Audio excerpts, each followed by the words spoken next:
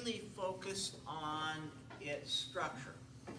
We did that both here in lecture, as well as we're doing that this week in lab. So some of you have done it already, some of you won't be doing this until tomorrow.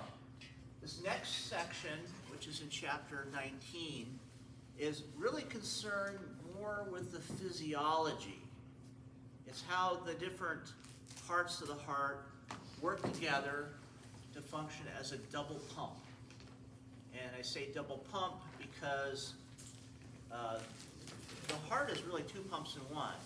So the right side of the heart pumps the blood through the pulmonary circulation, which carries the blood to the lungs, where it can give up carbon dioxide and pick up oxygen. And then the left side of the heart pumps blood through the systemic circulation, which supplies all the other organs of the body except for the lungs with oxygen-rich blood. Okay?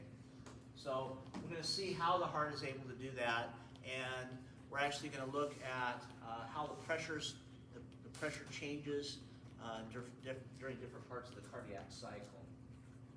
So the cardiac cycle consists of one complete cycle of contraction and relaxation of all four chambers.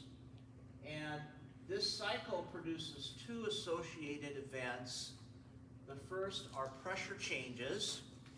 Those pressure changes cause the blood to flow through the heart and to pump the blood out of the heart, as well as causes the opening and closing of the valves. Now, as a result of those opening and closing of the valves, there are vibrations that occur in the walls of the heart that produce heart sounds. That's the lub-dub sounds. Okay, those are a consequence of the closing of the valves. Not actually caused by it's not the valves themselves that are making the sound, but there are vibrations associated with the closing of the valves. Okay.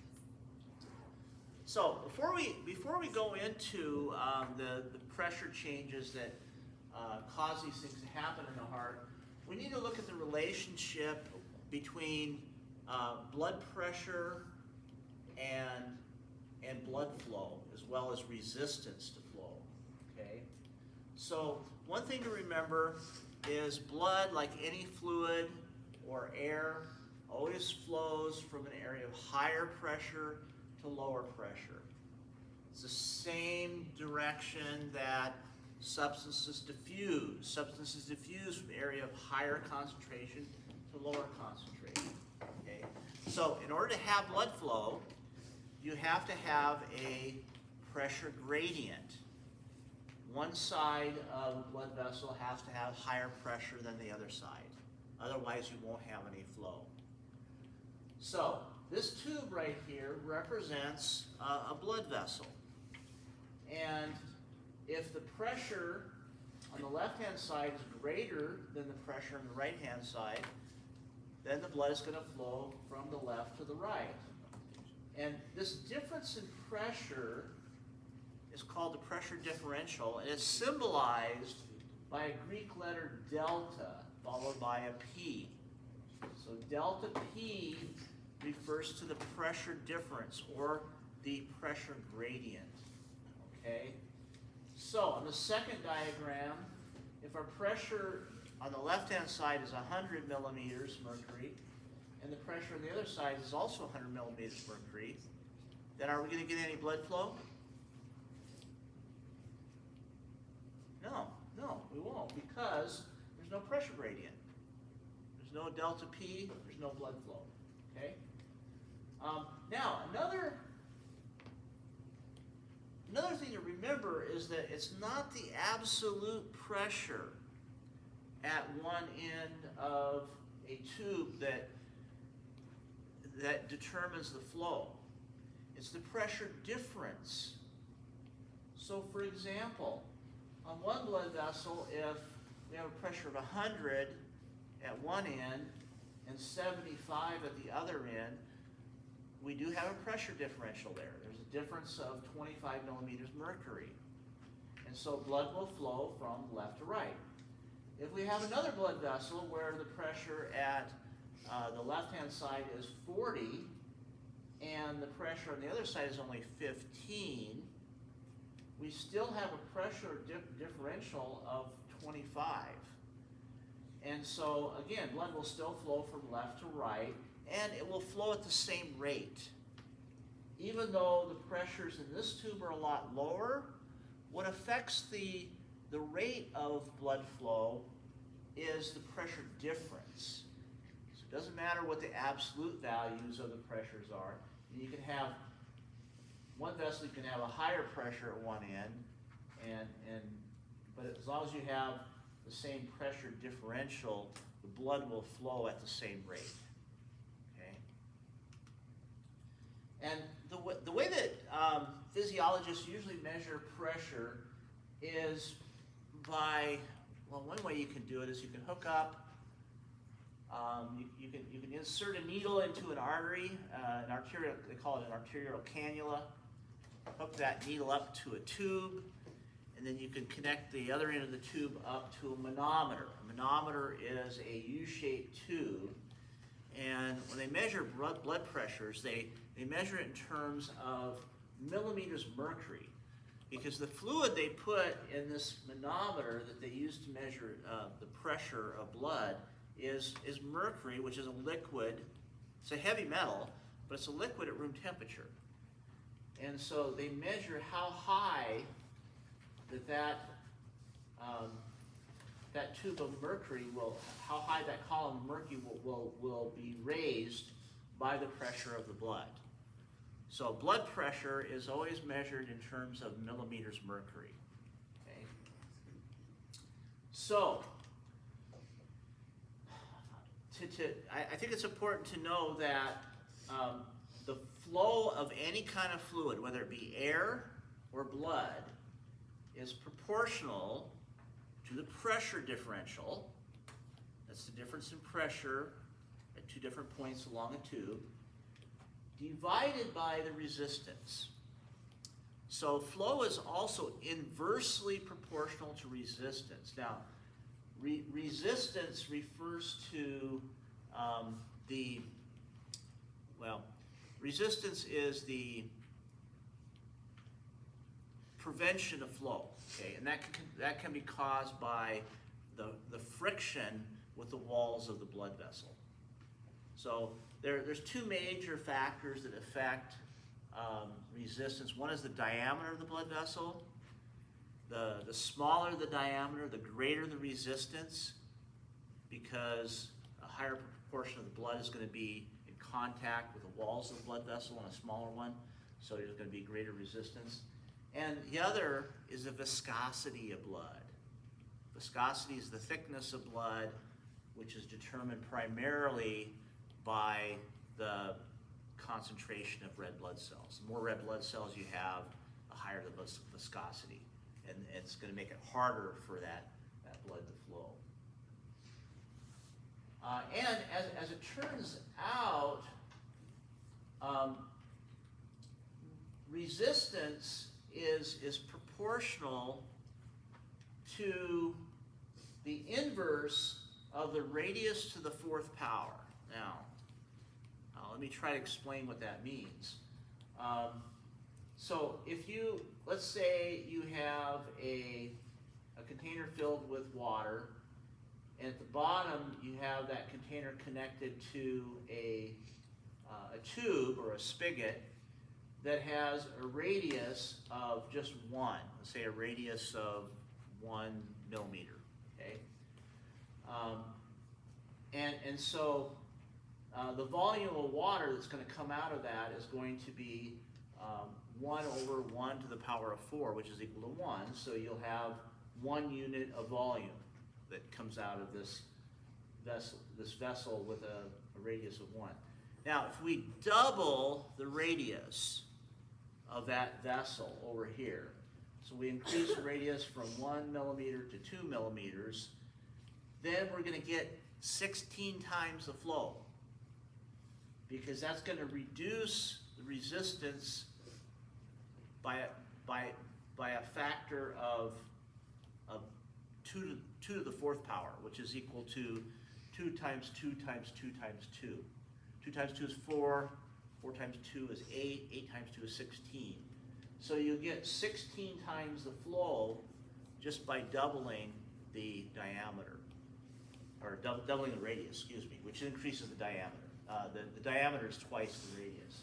So you can drastically affect blood pressure just by changing the diameter of a blood vessel just by a very, very small amount. And so as it turns out, that's actually one of the ways that our body regulates blood flow, is by changing the diameter of blood vessels. And our body can do that because most of our larger vessels have at least some smooth muscle in the walls of the blood vessel. That smooth muscle can be controlled by the sympathetic division of the autonomic nervous system. And so when the sympathetic division increases its rate of stimulation to blood vessels, that causes the blood vessels to constrict, and that increases blood pressure. That's one of the ways that our body can increase blood pressure if that's needed, if our blood pressure falls to dangerous levels. Okay, now, due to pressure differentials in the heart, that causes the blood to flow through the heart. In addition, those pressure differences cause the valves to open and close to ensure that the blood flows through the heart in the right direction.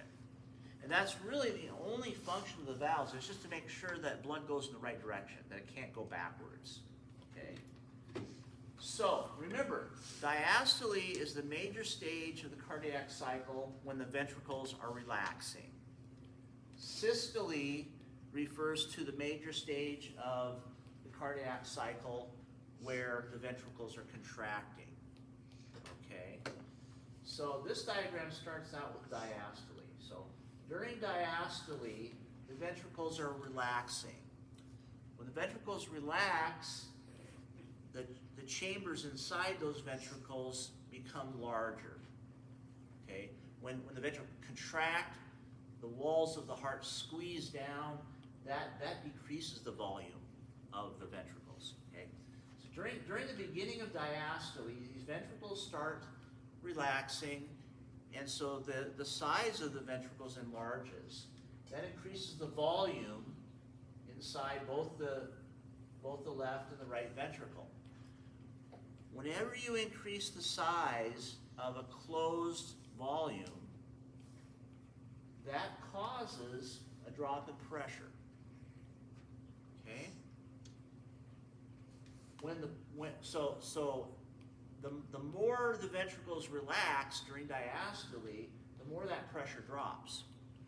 When the pressure in the ventricle drops below the pressure in the atrium, then the AV valves will open. Okay? So what happens when the pressure in the ventricles drops below the atrium? In other words, if the pressure in the atrium is greater than the pressure in the ventricle, then blood will flow from the atrium into the ventricle just due to the pressure differential. Not even due to a contraction of the atrium, but just due to the pressure difference. Okay, so right at the beginning of diastole, you get a passive flow of blood due to the pressure difference. Okay? And when blood flows from the atrium into the ventricle, that forces the AV valves open. Okay, the AV valves open. Now, at the end of diastole, when the ventricles start contracting, the walls of the ventricles start compressing the blood in the ventricles, and that reduces the volume of the ventricles. And so when that happens, the pressure in the ventricles are going to start to increase. When the pressure in the ventricle becomes greater than the pressure in the corresponding atrium, then the AV valves will close. And remember, the same thing is happening on both sides of the heart, both the left ventricle and right ventricle, because the two sides of the heart contract together. So they're synchronized. Even though the left and right side of the heart, the blood is completely separated. The two halves of the heart are synchronized. So at the same time that the right AV valve is opening, the left AV valve is also opening. Likewise, during systole, when the right AV valve closes, the left AV valve also closes at the same time. Okay? So this is when the pressure in the ventricle is greater than the pressure in the atrium, then the AV valves close. And when those AV valves close, it causes some reverberations in the walls of the heart, and that's what causes the first heart sound, the lub sound. Now, likewise, pressure differences also cause the semilunar valves to open and close. Semilunar valves are located right at the base of the pulmonary trunk, right here, and also at the base of the aorta, which is kind of tucked over here. It's right here on the left-hand side of the left ventricles where the aortic semilunar valve is kind of hidden by the pulmonary trunk because it's behind the pulmonary trunk. Okay. So during systole, when the walls of the ventricle are compressing the ventricles, the volume of the ventricles start to decrease, and the pressure starts to increase in the ventricles. When the pressure in the ventricle becomes higher than the pressure in the pulmonary trunk and the ascending aorta, then the semilunar valves open. Okay? Pressure in the ventricle is greater than the pressure in the pulmonary trunk, then the semilunar valves open. Okay? Now, during diastole, when the ventricles are relaxing, the volume is increasing. When volume increases, your pressure decreases. And so the pressure in the ventricle is going to decrease. When the pressure in the ventricle drops below the pressure in the pulmonary trunk and in the aorta, then the semilunar valves are going to close. That prevents the blood from going backwards into the heart. Instead, you want the blood to be ejected out through the pulmonary trunk and the ventricles so it can flow out to the body. Okay? So again, when the pressure in the pulmonary trunk is greater than the pressure in the ventricle, because the pressure in the ventricle is dropping during diastole, then the semilunar valves close. And the closure of the semilunar valves produces the second heart sound, which is the duck sound.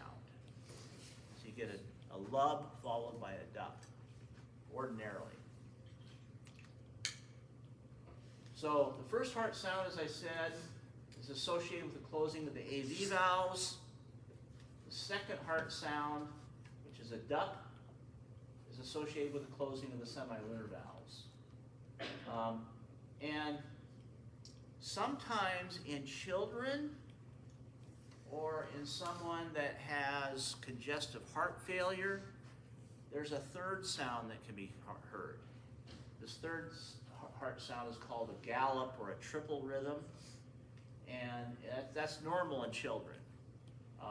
But it may indicate an enlarged heart as a result of congestive heart failure in people older than 30. So if you hear a gallop rhythm in someone that's over 30, then that could be a sign that there's a problem with the heart.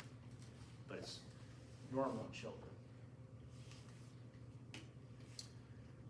Okay, now, as it turns out, those two major phases of the cardiac cycle, the diastole and systole, is broken down by physiologists into 5 shorter subphases.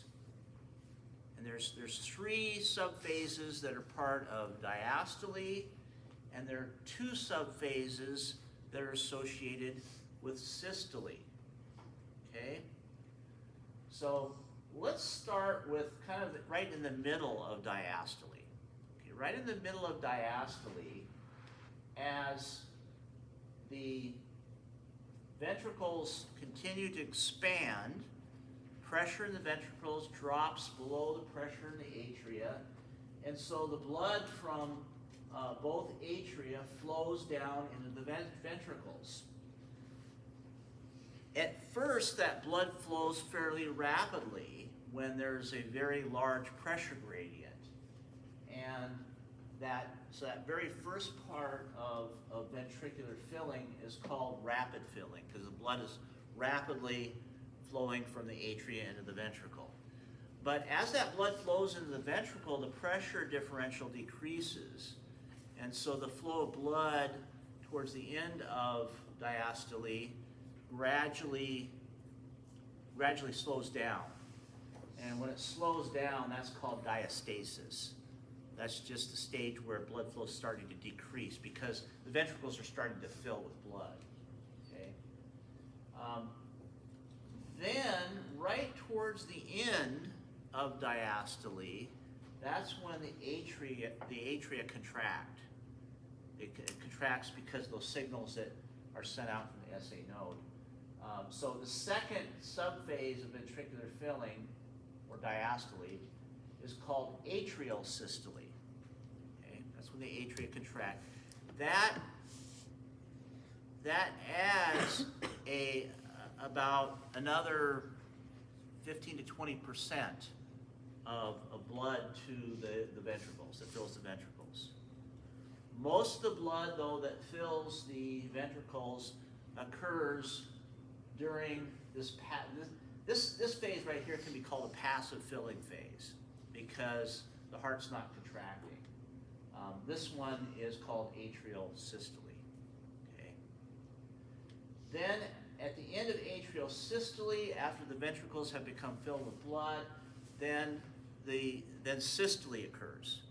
The beginning of systole, the walls of the ventricles start to contract, it starts squeezing the blood in the ventricles, and right at the beginning of systole, the pressure starts building up high enough in the ventricles to force the AV valves closed. And so there's just a very split second there at the beginning of systole when there's enough pressure in the ventricles for the AV valves to close, but there's not yet enough pressure for the semilunar valves to open. And so there's a brief phase right at the beginning of systole that kind of has a long name. It's called isovolumetric contraction. This occurs right at the beginning of systole when the ventricles are contracting, and that's when there's enough pressure to close the AV valves, but not enough pressure to open the semilunar valves. So that means that for a brief period of time at the beginning of systole, all four valves are closed. Since all four valves are closed, no blood can move through the heart. And so the volume of the ventricles is going to stay constant. That's why they call it isovolumetric. Isovolumetric means the volume stays the same. Iso means same. So isovolumetric means the volume is the same because no blood is moving in or out of the ventricles. Okay? Then as the ventricular contractions continue, as it squeezes down on the blood in the ventricles even more, the pressure builds up even higher. When the pressure builds higher, then the pressure in the ventricles become higher than the pressure in the pulmonary trunk and the aorta. So then the semilunar valves open and blood is ejected from the ventricles. So that results in the ventricular ejection phase. It's in the ventricular ejection phase when blood pressure in the ventricles is the highest. Because the ventricles are being squeezed down, blood is being forced out of the ventricles. Okay. Now, following a ventricular ejection, then the heart goes back into diastole again. And when the ventricles first start to relax, the pressure in the ventricles drops below the pressure in the pulmonary trunk and the aorta, so the semilunar valves close. And so there's a brief period of time right at the very beginning of diastole where, again, all four valves are closed. That's called the isovolumetric relaxation phase. That occurs right at the beginning of diastole.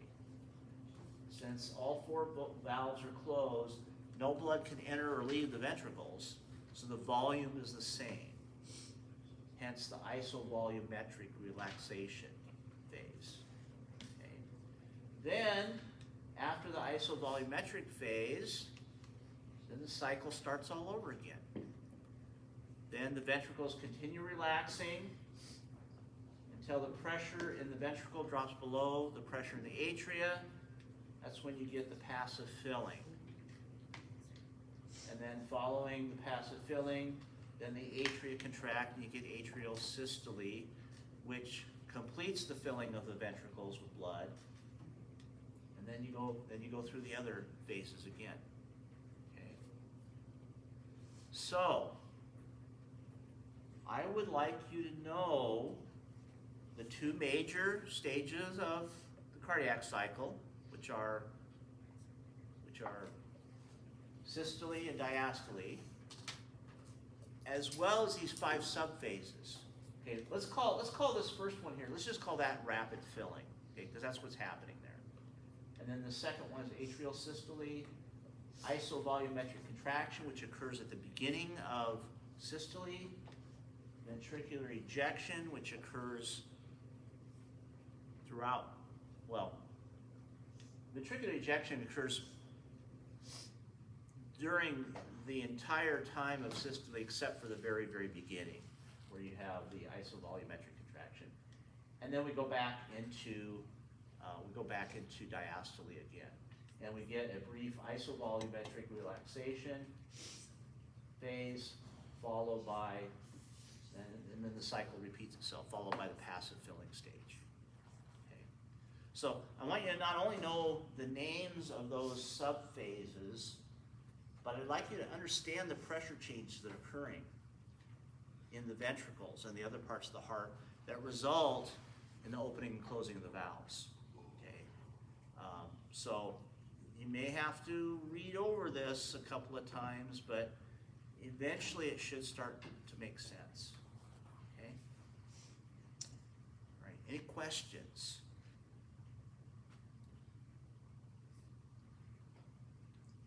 You know, I actually have a suggestion for the publisher of our textbook. I don't like the way they have drawn this cycle. It's really a cycle. It goes around and around in a circle. Instead of showing it as a linear sequence of phases, I think they should have shown it as a circle, because it does go around and around and around. So I think that would make a lot more sense to me. That's just me. So, all right. If there are any more questions, then let's do a couple of review questions.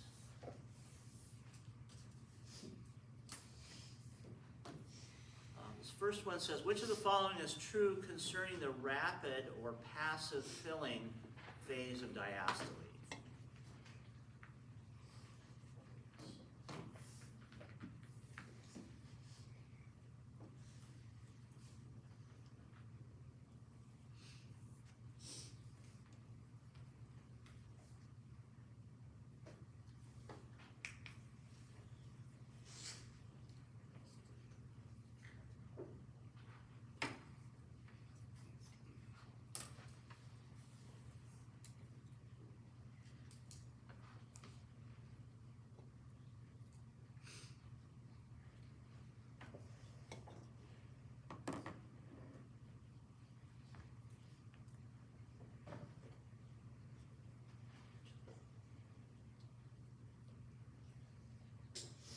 So this I think is a good example of what I was just talking about a few moments ago, where I want you to understand the pressure changes that are occurring in each of these 5 phases of the cardiac cycle.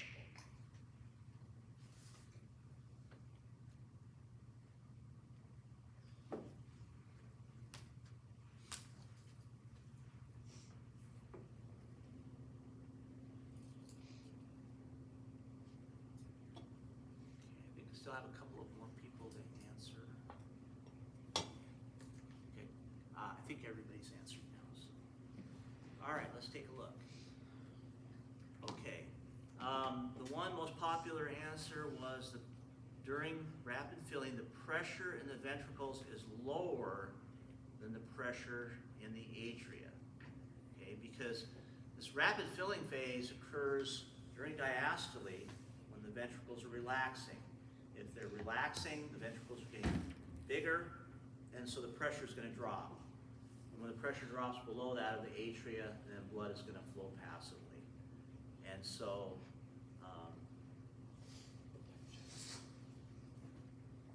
so number 3 is correct. That's the correct answer. Good, good. All right, here's another one. Here's a similar question. Which of the following is true concerning ventricular ejection?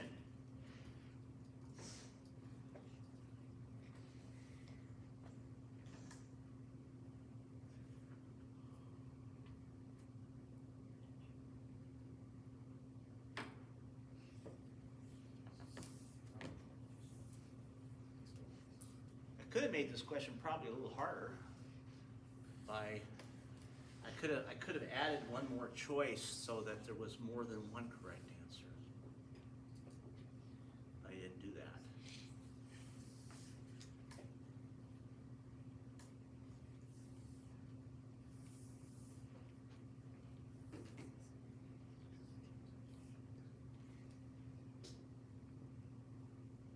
This one I think is a little easier than that first one you gave, that most of you got right.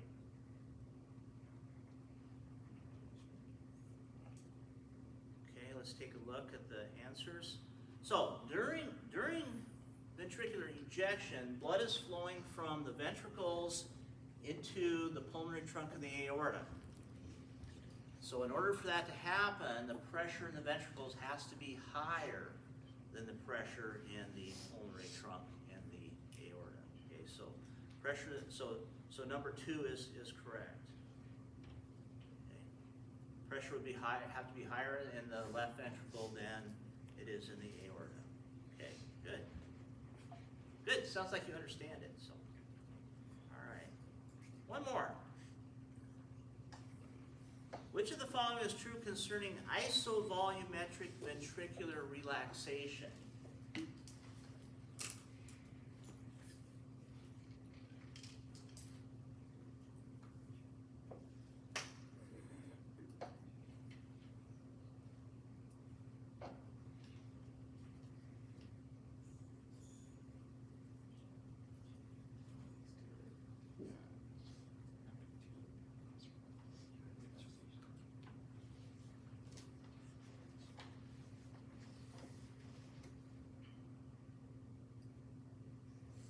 This is an example of a higher order, that's a kind of a critical thinking question that's sometimes referred to as an analysis, because you have to read each statement and analyze them and figure out which of the statements is true.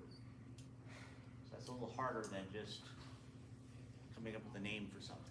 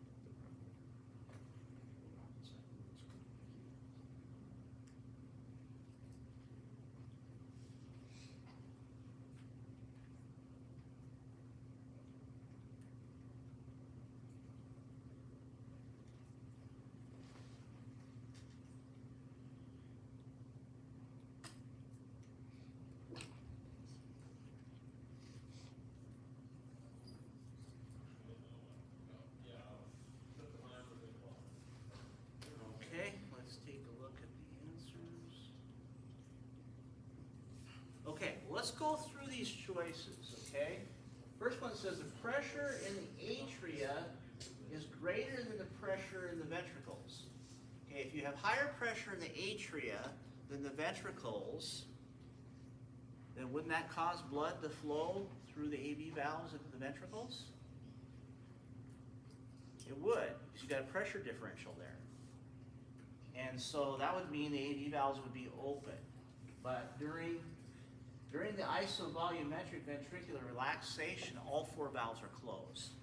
So number 1 couldn't be true, right? Number 2, the pressure in the atria is less than the pressure in the ventricles. Would that be true?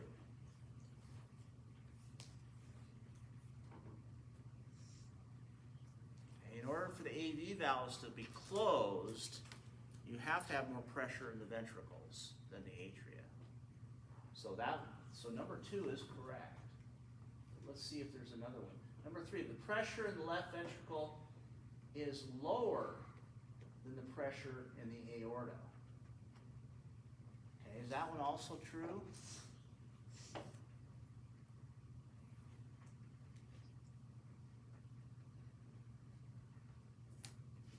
Okay, if this was the case, then the pressure in the aorta, that means the pressure in the aorta would be higher than the pressure in the ventricles, which is what needs to be in order for the semilunar valves to be closed. So the correct answer then should be number 5. Both 2 and 3 are correct. Okay, number 4 would not be correct because if the pressure in the left ventricle is higher than the pressure in the aorta, then blood would be ejected from the ventricle. Okay, but during the isovolumetric phases, all 4 valves are closed, so no blood can enter or leave the ventricles. Okay, that was a harder one. Okay. All right. So this next slide has an animation that puts together the cardiac cycle with both the flow of blood as well as the electrical activity. Because actually what happens first is you have the electrical activity.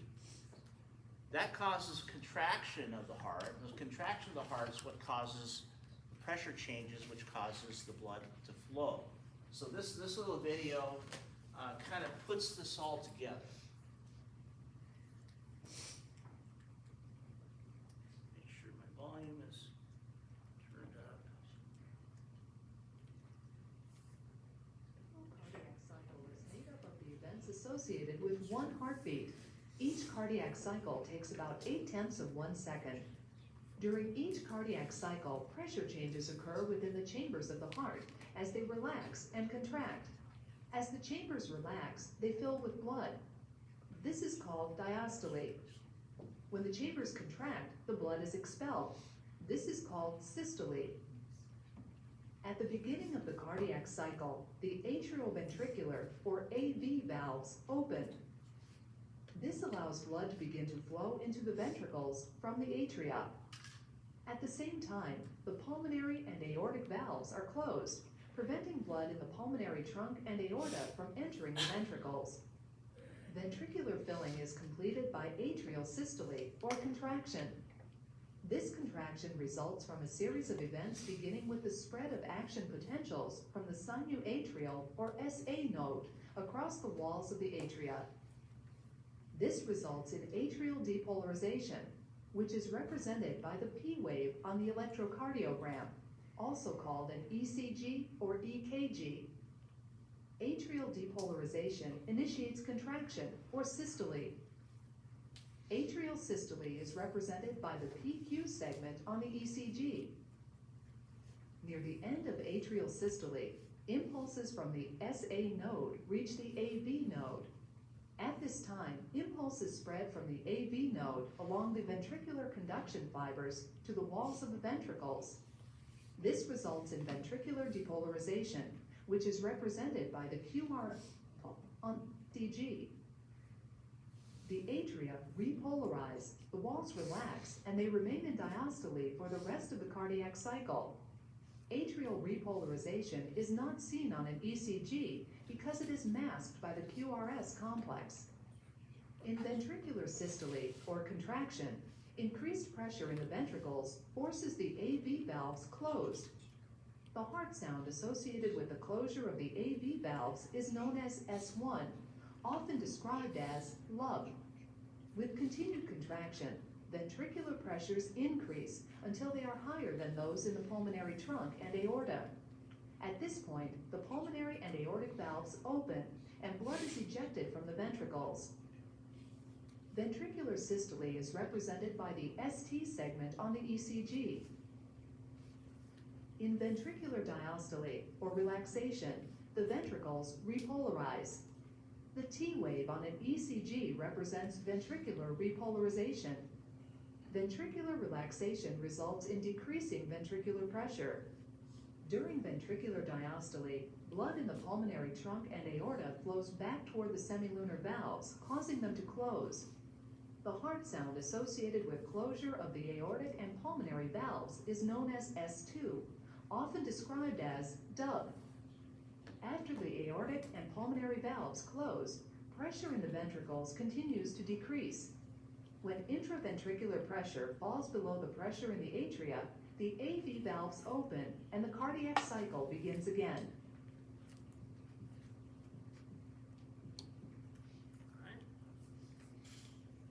A single. Okay. Let's do another review question. In which phase of the cardiac cycle are ventricular pressures the highest? And you can look at figure 19.20 in your textbook to see, that's a graph that shows the pressure changes in the heart.